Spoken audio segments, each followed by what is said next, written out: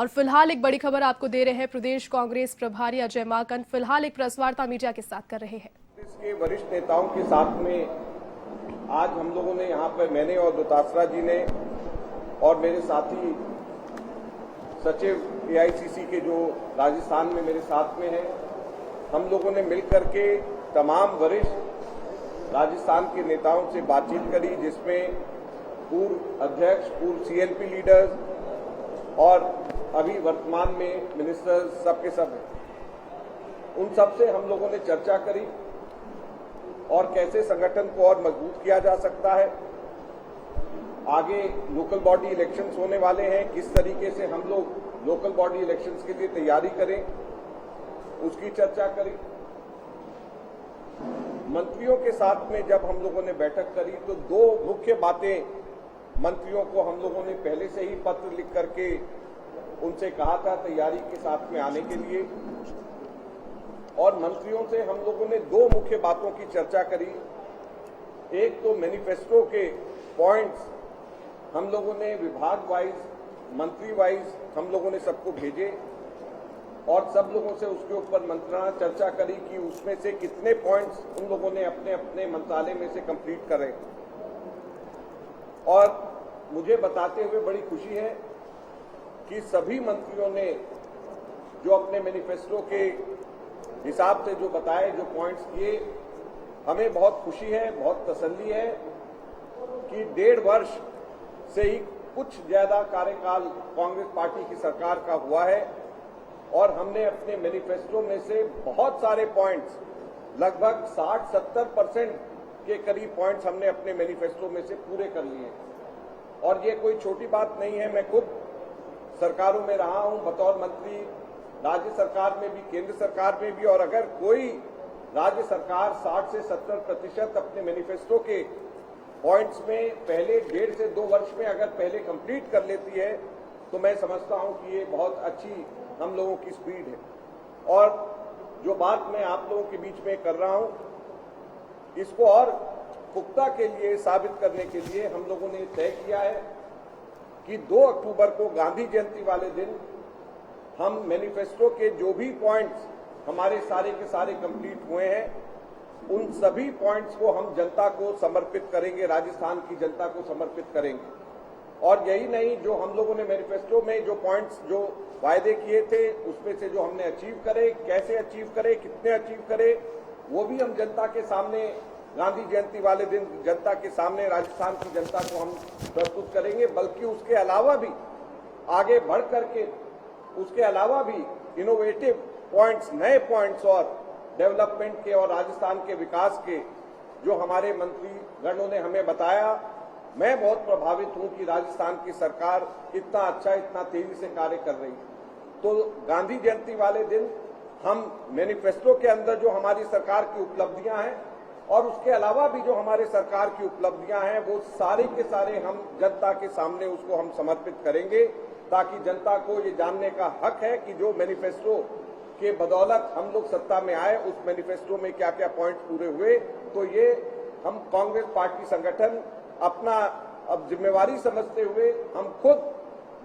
खुद राजस्थान की जनता को हम लोग समर्पित करेंगे और बताएंगे कि क्या क्या हमने मैनिफेस्टो के पॉइंट्स और उसके अलावा सरकार ने क्या विकास के काम पूरे किए। उसके अलावा सारे हमारे मंत्री अलग अलग जिलों के प्रभारी हैं। हमने सब मंत्रीगणों से अनुरोध किया है कि हर महीने कम से कम एक दिन वो जाकर के जिला जो कि उनके अपने प्रभार में है, वहां पर जाकर के वो संगठन की मीटिंग लेंगे और हम लोग वापस यहाँ पर, मैं और दोतासरा जी हर महीने एक बार उनसे चर्चा करेंगे और उनसे रिपोर्ट लेंगे, उनके संगठन जिला के हिसाब से क्या उनकी फीडबैक है, जिसके आधार के ऊपर आगे आने वाले समय में हम जल्द से जल्द हम संगठन को भी हम चुस्त और दुरुस्त करेंगे, जहां पे जो कमियां हैं उसको भी हम ठीक करेंगे और साथ साथ में हम सरकार की बातें भी, जो हमारी उपलब्धियां हैं सरकार की, उसको भी हम जनता तक बताएंगे। ये मुख्य बातें हम लोगों ने आज करी। कल जयपुर संभाग के तमाम हमारे डिस्ट्रिक्ट, 6 डिस्ट्रिक्ट पड़ते हैं ऑर्गेनाइजेशनल डिस्ट्रिक्ट, और 6 डिस्ट्रिक्ट्स का सुबह से हम लोग यहाँ पर मिलेंगे 10:15 बजे से शाम तक के डिस्ट्रिक्ट वाइज हम लोगों की ग्रुप मीटिंग होगी और उसके अंदर हम लोगों ने कैटेगरीज अलग अलग बनाई हैं, जिसमें वरिष्ठ नेता डिस्ट्रिक्ट वाइज आएंगे और हम उन लोगों से चर्चा करेंगे कि कैसे हम आगे आने वाले समय में संगठन को और मजबूत कर सकेंगे,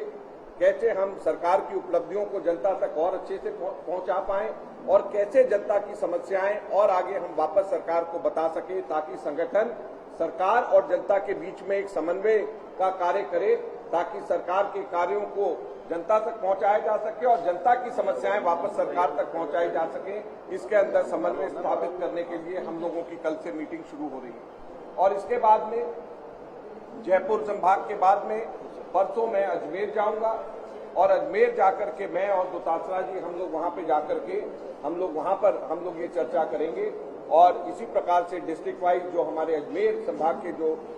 जिला है वहां पर हम लोग इस बात की चर्चा करेंगे। आज हम लोगों ने लगभग 46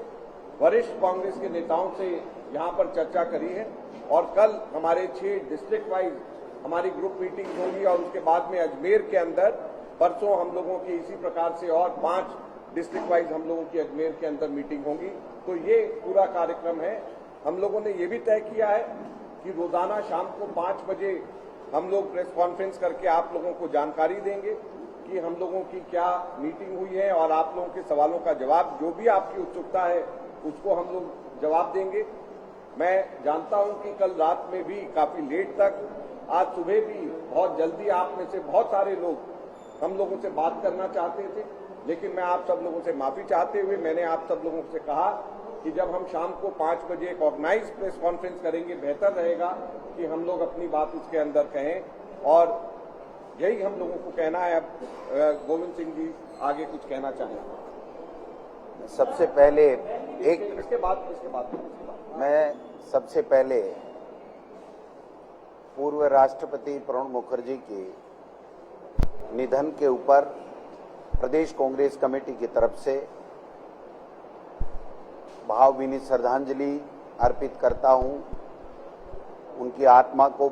परमपिता परमेश्वर शांति प्रदान करे और उनके परिवार को, इस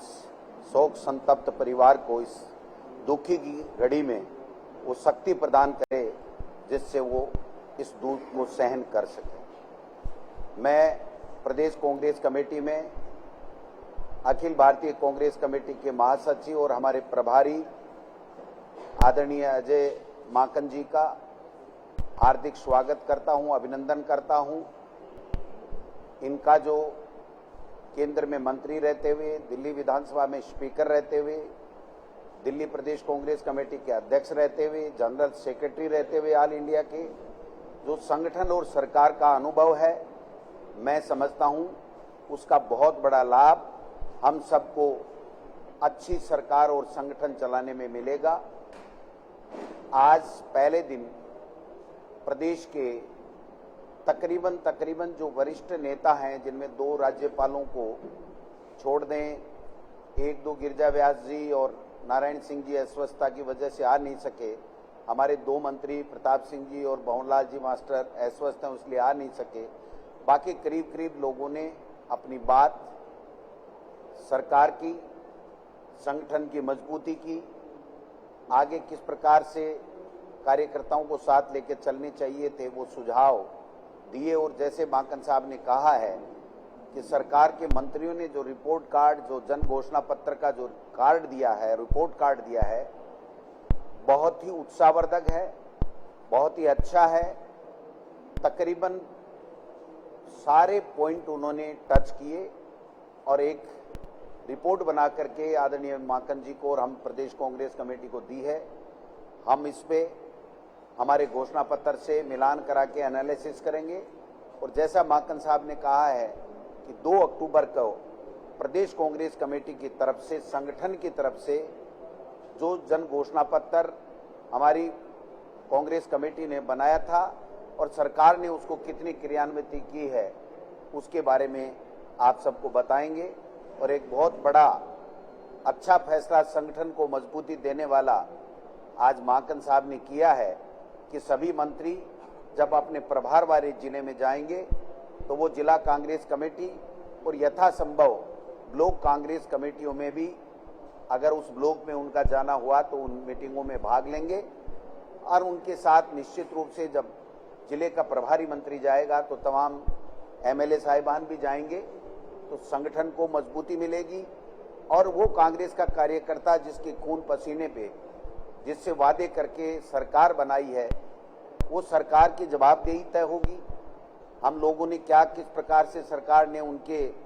लोगों के काम किए हैं, इस बात का एक कार्यकर्ता को जानने का जो अधिकार है वो होगा। और एक जो आगे 1 जनवरी से दोबारा जो चुनाव की वोटर लिस्ट बनती है, उसके लिए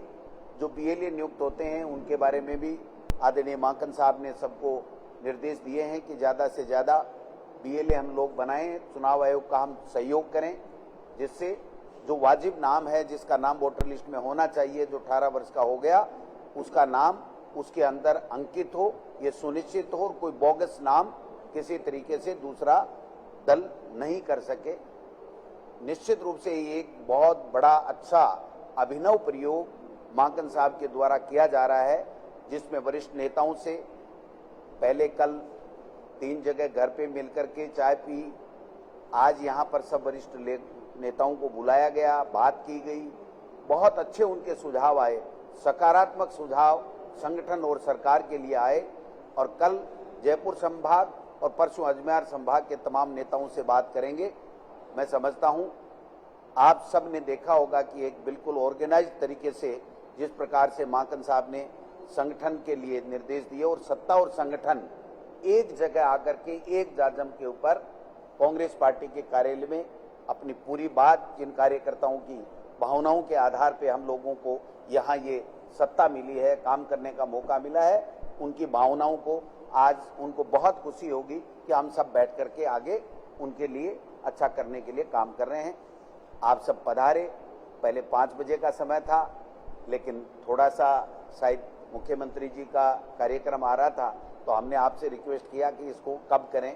आपकी तरफ से आया कि भाई 5:55 पे चालू करें, तो इसलिए ये जो 1 घंटे का विलंब हुआ है आपकी और हमारी सहमति से हुआ है।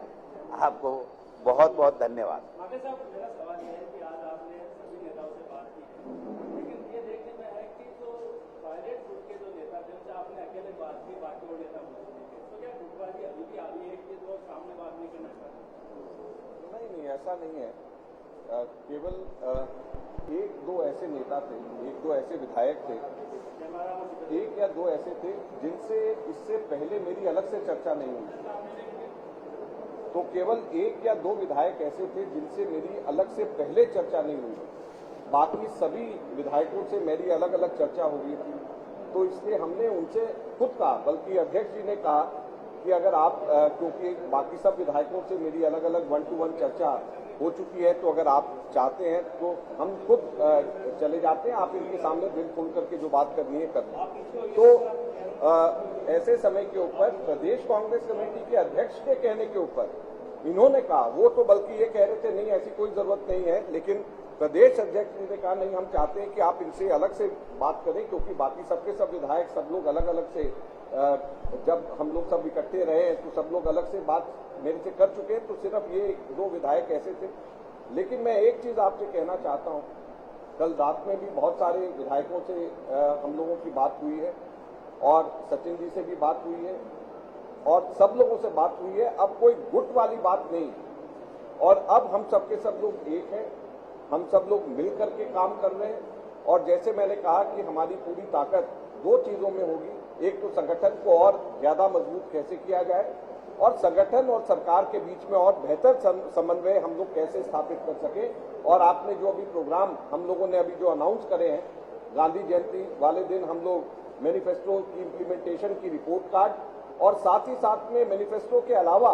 जो हमारी सरकार ने काम किया है वो जनता के सामने हम लोग प्रस्तुत करेंगे। उसके साथ साथ में मैं खुद संभाग वाइज जाकर के डिस्ट्रिक्ट वाइज लीडर से मिल रहा हूं, और साथ में हमारे जितने भी प्रभारी मंत्री हैं ये लोग खुद एकदम से आगे निकल जाएंगे और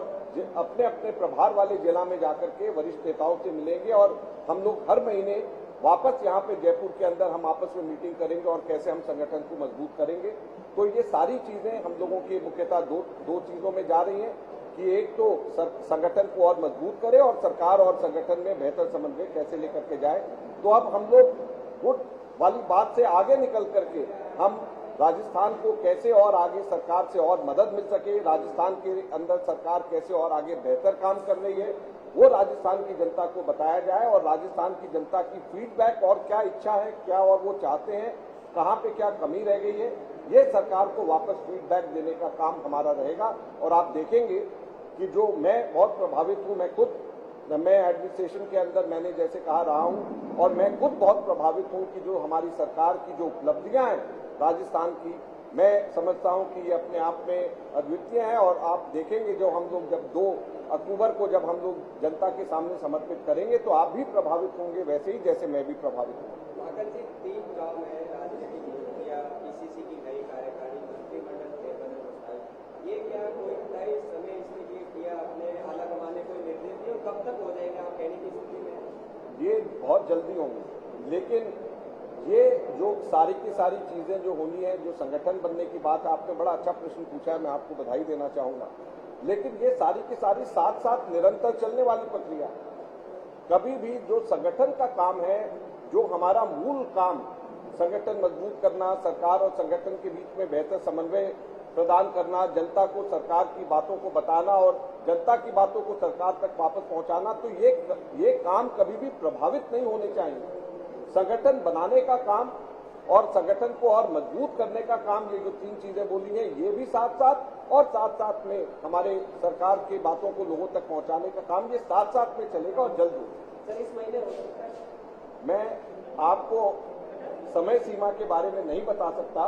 बेशक हम लोगों ने अपने मन में, दिमाग में और आपस में तय करा है, लेकिन अभी हम इसको पब्लिक नहीं करना चाहते।